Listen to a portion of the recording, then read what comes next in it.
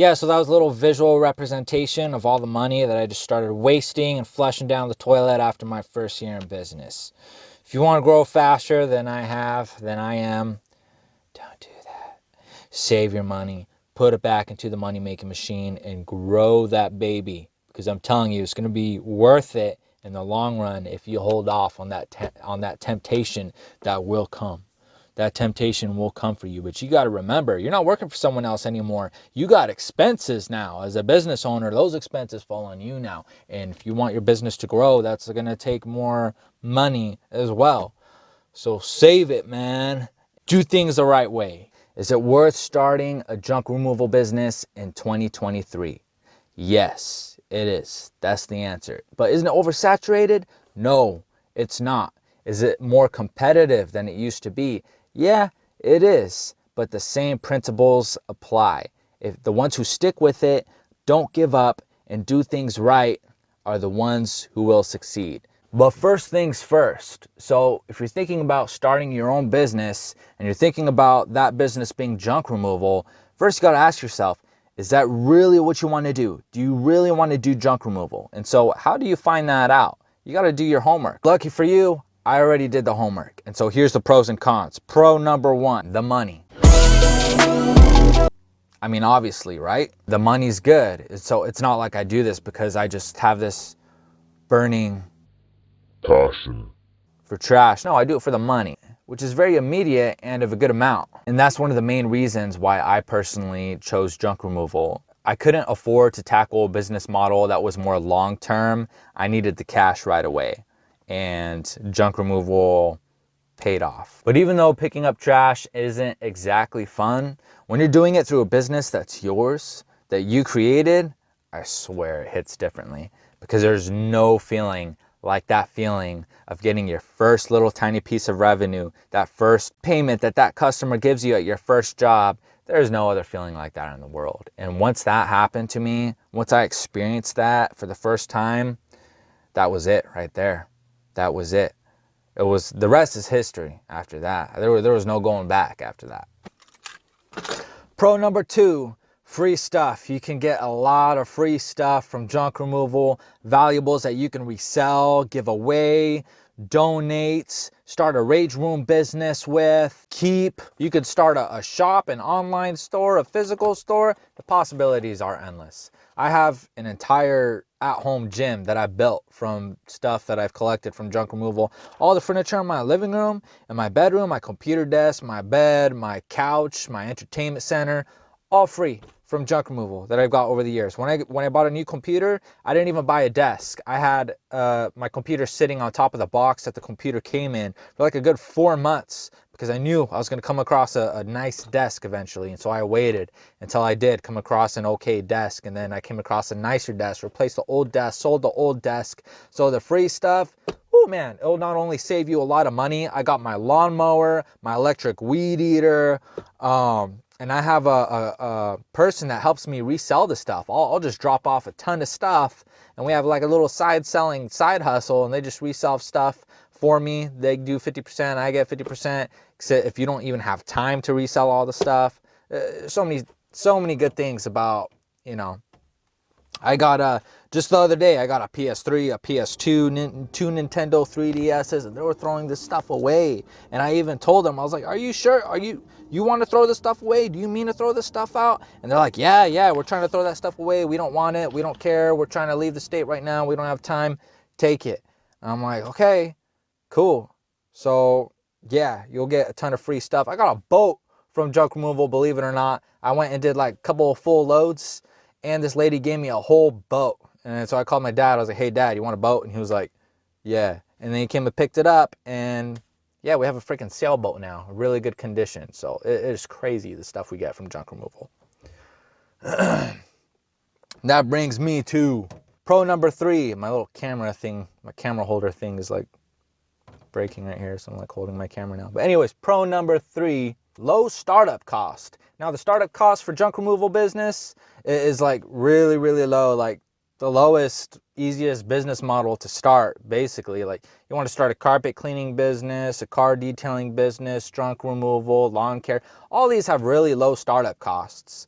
compared to like, you know, restaurant businesses, open up my own store businesses. All those are way more complicated businesses and way higher startup costs. That's what's cool about junk removal. It's easier to start than other businesses. Now that doesn't mean it's an easy business. Like, oh, junk removal is so easy, I'm just gonna start it and make a bunch of money and wee. Like, that's why all these guys, you see new guys every summer, every one of their mothers trying to start a junk removal business, and they think it's so easy, and then all these new businesses start up, and then you never see them again. As soon as the first rain hits, you don't see them again. They crash and burn. They don't know what they're doing. They don't take the proper necessary steps, and they don't run the business right, and then they don't last. They go out of business. They don't make enough money. Their trailer breaks down. They can't even afford to fix it because they're just like, yeah. So you got to do things the right way. Just because it's easy doesn't mean that you could be a lazy business owner and just do everything halfway and not fully like put your effort into it.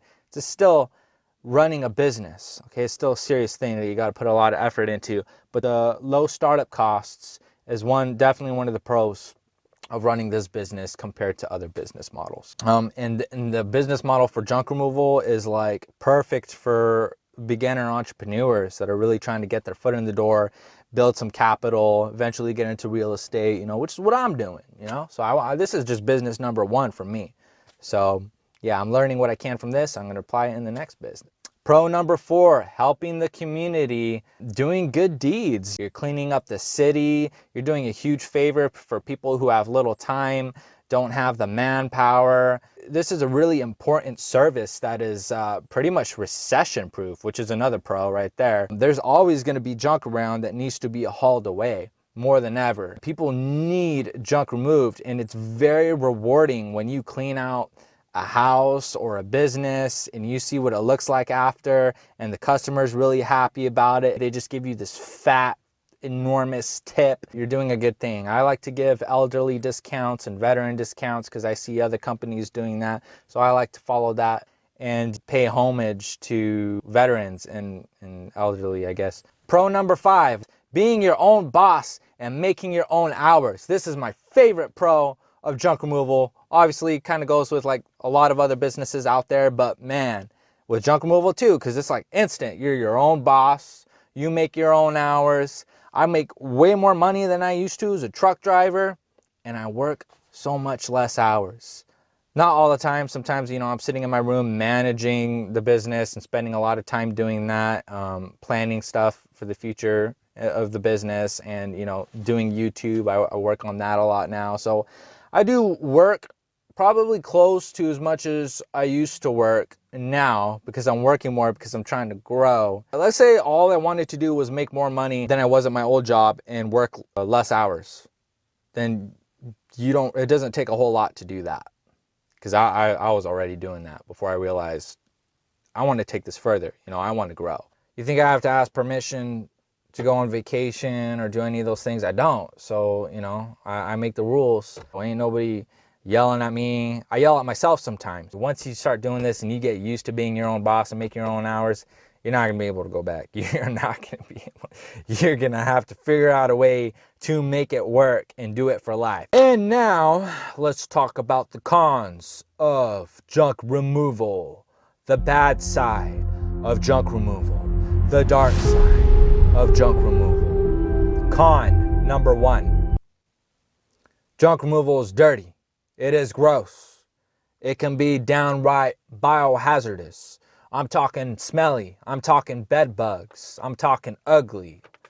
Okay? One time I had a buddy come help me out. I was like, hey, I got a big job. Can you come help me out? And he came over. He's like, oh, yeah, I did junk removal before with you. Yeah, it was cool. We just picked up some like furniture, threw it in there. Oh, yeah, I could do that. It's really easy. And he showed up. Ooh, he wasn't prepared for what I was calling him for. He walked into the house and his eyes just went like that. And he was just like, so this is the dark side of junk removal, huh? I was like, yeah. There was rotten food everywhere, roaches everywhere, spiders everywhere. There was a dead cat in the shower. It smelled so bad that the customer refused to walk inside. I was like, why don't you want to go inside? Aren't you going to show me what's wrong? Like, she was scaring me. And I went in there and I was like, you know what? I can handle this. I can do it. Until I pulled a blanket off of a couch and I saw a bunch of bedbug shells. And I dropped the blanket and like jumped back like 2 feet. And I was like, oh crap. And then my homeboy that was helping me, he was like, what's wrong? I was like, bro, we got to get out of here. I'm not doing this job. I'm not doing this job. Because bed bugs freak me out. Bed bugs are no joke. All it takes is one little tiny bug to hitchhike back to your house, and then boom, you got a full-blown infestation unless you catch it early and take care of it.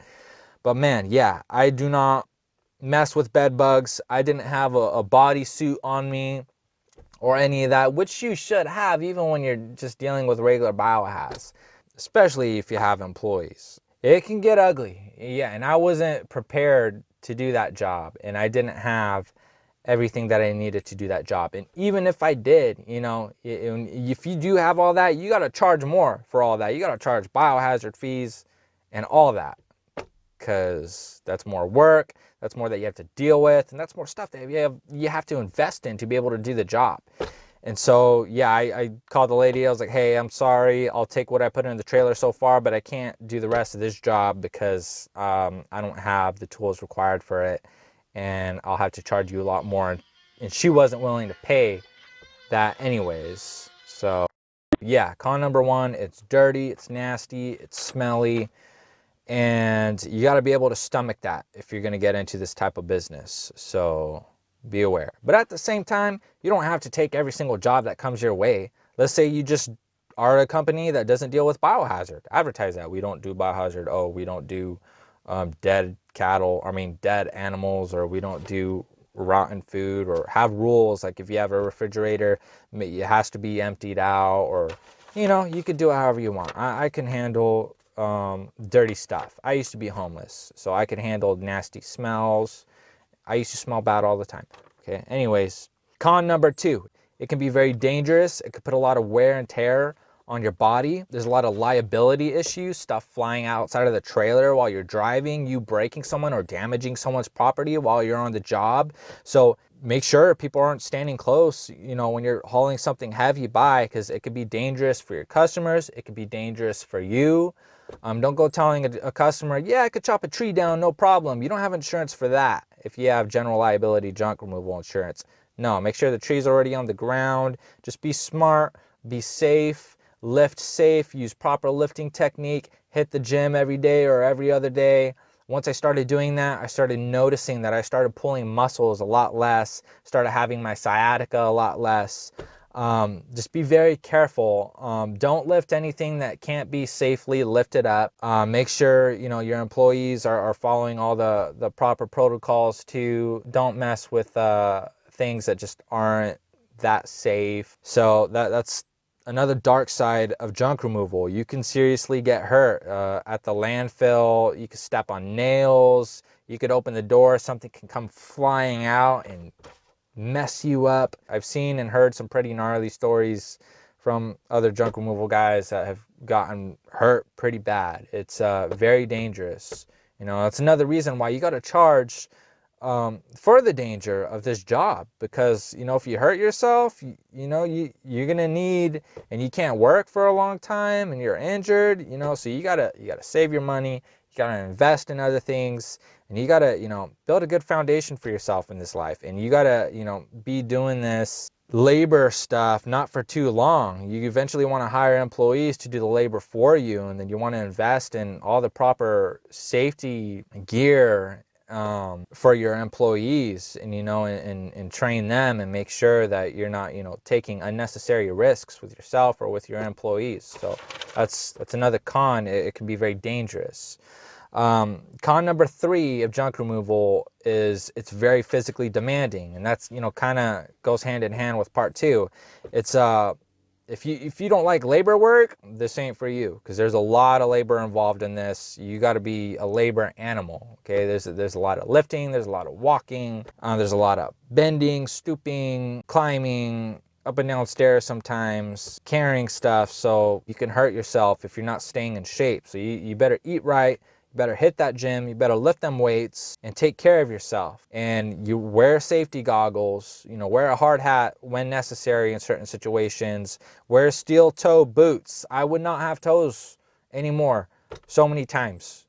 Not have any toes anymore so many times if I didn't have steel toe boots. I'm telling you. Do not do this in sneakers, guys. I don't care how many guys you see doing this. Don't do it. wear steel toe boots. I have nails go in my boots all the time. I've had things crush my toes, land on my toes. That my steel toes to save me. Wear steel toes. Wear good pants. Wear good shirt. I don't really wear good shirts. Wear better shirts than me. Okay, it's physically demanding. You got to be prepared for that. So you got to get used to the labor. All right, guys, that pretty much concludes this video of the pros and cons of junk removal. As you can probably notice that there's very few cons compared to the amount of pros. So there's more to gain than there is to lose in this. And if you think that you can handle the cons and that you would reap the benefits from all the pros, then let me know down below if you're ready to start your junk removal business, because I'm going to be working on a video of how to start a junk removal business from the very first step. And if you would like to see that, let me know. Thanks for watching. Please subscribe and stay tuned for more. And if there's anything specific that you would want to see, let me know in a comment down below. Peace.